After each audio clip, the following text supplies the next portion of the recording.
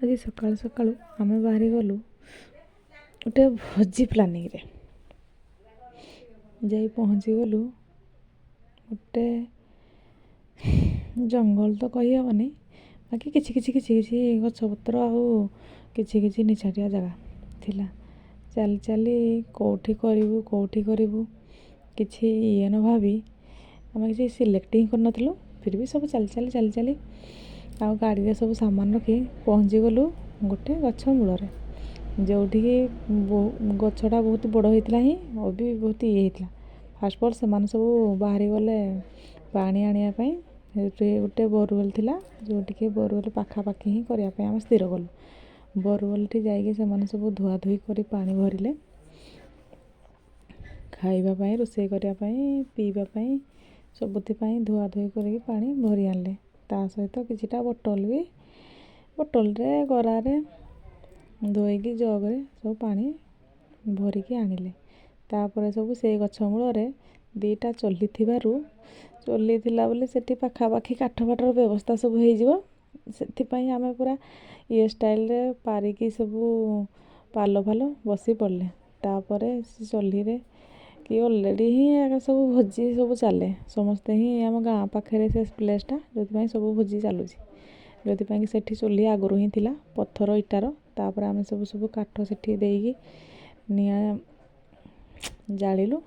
ଦୁଇଟା ଚୁଲି ହେଇଥିଲା।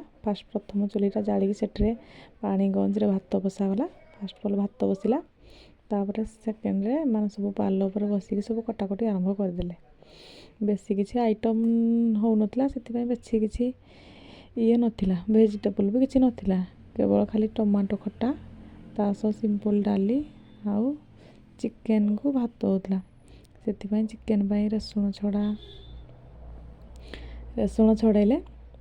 ତାପରେ ରସୁଣ ଛଡ଼େଇ ସବୁଆଡ଼େ ପ୍ଲେସ୍ରେ ଟିକେ ବୁଲାଗଲା। ତାପରେ ଭାତ ବସେଇକି ଛିଡ଼ା ହେଇଛି। ତାପରେ ଆମେ ସବୁ ବସିଥିଲୁ ଆଉ। ଚିକେନ୍ ପାଇଁ ପିଆଜ କାଟିଲା। ଯେହେତୁ ଭୋଜିଟା ବହୁତ ଇଏରେ ହେଲା, ସେଥିପାଇଁ ବେଶୀ କିଛି ବନେଇ ହେଲାନି।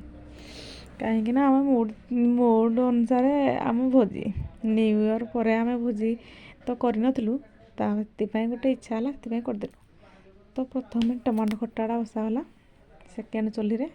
ଆର ଚୁଲାରେ ଭାତ ବସିଥିଲା, ତ ସେକେଣ୍ଡ ଚୁଲିଟାରେ ଟମାଟୋ ଖଟା ପାଇଁ ବସେଇକି ଅଲରେଡ଼ି ତାକୁ ବନେଇଲେ। ତାପରେ ଭାତ ଏପଟେ ଟମାଟୋ ଖଟାର ଇଏ କରିକି ଆର ପଟେ ଇଏରେ ଚିକେନ୍ଟା ବସାଗଲା। ଚିକେନ୍ ପାଇଁ ପ୍ରସ୍ତୁତି ଚାଲିଲା। ଚିକେନ୍ ଇଏର ଭିଡ଼ିଓଟା ମୁଁ ସ୍କିପ୍ କରିଦେଇଛି। ତାପରେ ମସଲା ହେଇସାରିଲା ପରେ ଚିକେନ୍ଟା ପଡ଼ିଲା। ଚିକେନ୍ ଟିକେ କମ୍ ଥିବାରୁ ସେଥିରେ ଆଳୁ ପଡ଼ିଗଲା। ନା ସେମିତି ନୁହଁ। ଚିକେନ୍ରେ ଆଳୁଟା ପଡ଼ିଲେ ତାର ଯେଉଁ ଟେଷ୍ଟ୍ଟା ଦ୍ୱିଗୁଣା ହେଇଯାଏ। ସେଥିପାଇଁ ଚିକେନ୍ ଟେଷ୍ଟ ପାଇଁ ଆଳୁ ପକାଗଲା। ଚିକେନ୍ ପୁରା କଷା ହେବା ଉପରେ, ତାପରେ ଟିକେ ହେଇଗଲା।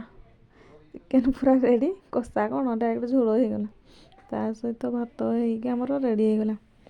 ଏପଟେ ଟମାଟୋ ଖଟା ହେଇକି ରେଡ଼ି ହେଇଯାଇଥିଲା। ତାପରେ ଆଉ ଖାଲି କେବଳ ଆମର ସିମ୍ପଲ୍ ଡାଲିଟା ହିଁ ବଞ୍ଚିଥିଲା। ଯେଉଁଥିପାଇଁ କି ଆଉ କ'ଣ କରିହେବ, ଭୋକରେ ସମସ୍ତେ ସେଥିପାଇଁ ସବୁ ବସିକି ଫୋନ୍ ଦେଖୁଛନ୍ତି। ଆମେ ବସିକି ଟିକେ କଥାବାର୍ତ୍ତା ହେଉଥିଲୁ। ୟା ପୂର୍ବ ଥରର ଭୋଜିର ପୁରୁଣା ଓଲ୍ଡ ପିକ୍ ସବୁ ଦେଖାଯାଉଥିଲା। ଟିକେ ବସିକି କଥାବାର୍ତ୍ତା ହଉ ଡାଲି ଏପଟେ ଆମର ରେଡ଼ି। ଡାଲିକୁ ଛୁଙ୍କ କରିଦିଆହେଲା। ଦେଖନ୍ତୁ ଡାଲି ଆମର ପୁରା ଡାଲ୍ ଫ୍ରାଏ ହେଇଯାଇଛି। ପୁରା ବହୁତ ହିଁ ଇଏ ହେଇକି ବହଳିଆ ହେଇଯାଇଛି।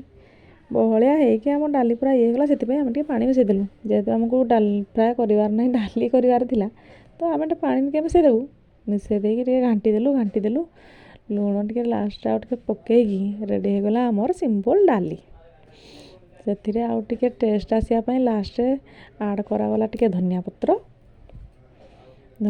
ପଡ଼ି ସାରିଲା ପରେ ଡାଲି ଆମର ପୁରା ରେଡ଼ି। ତାପରେ ଭୋକରେ ଆମେ ତ ସବୁ ପୁରା ବାଇଆ।